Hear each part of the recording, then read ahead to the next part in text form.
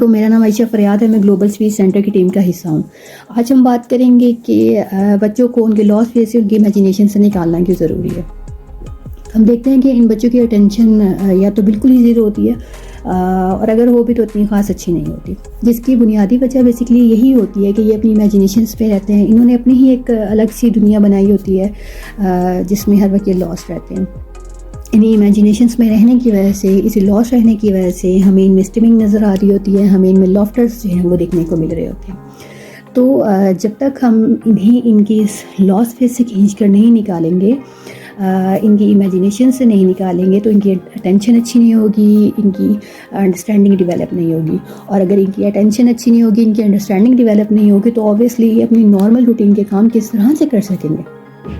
और हमारा तो बेसिकली गोल ही है कि हमने इन बच्चों को इस तरह से ट्रेन करना होता है, इन बच्चों को इस तरह से लेकर चलना है कि इनकी जो जितने भी इनको नॉर्मल रूटीन हमें प्रॉब्लम्स फेस करने पड़ रहे हैं वो उनसे इनको बचाया जा सके। तो ये सब तो तभी मुमकिन है कि जब हम इन्हें लॉस्ट होने का मौका कम से कम देंगे। हमने इनके लॉस फेजेस को कम से कम करना है और कोशिश करनी है कि हम इनके लॉस फेजेस को बिल्कुल ही ख़त्म कर सकें।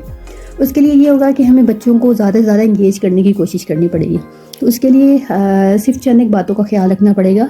सबसे पहली चीज़ ये होगी कि जब हम बच्चों को एक्टिविटीज़ में इन्वॉल्व करेंगे तो ऐसे टॉयज़ यूज़ करें, ऐसी एक्टिविटीज़ यूज़ करें कि वो इतनी अट्रैक्टिव हों कि बच्चे जो हैं उन एक्टिविटीज़ में इन्वॉल्व होने को ज़्यादा प्रेफर करें। इससे ये होगा कि बच्चों के और उनकी इमेजिनेशंस के बीच में जो कनेक्शन होता है ना, हम उनको कट कर सकेंगे। उससे बच्चा जो है वो डिफरेंट एक्टिविटीज़ में इन्वॉल्व होना स्टार्ट करेगा।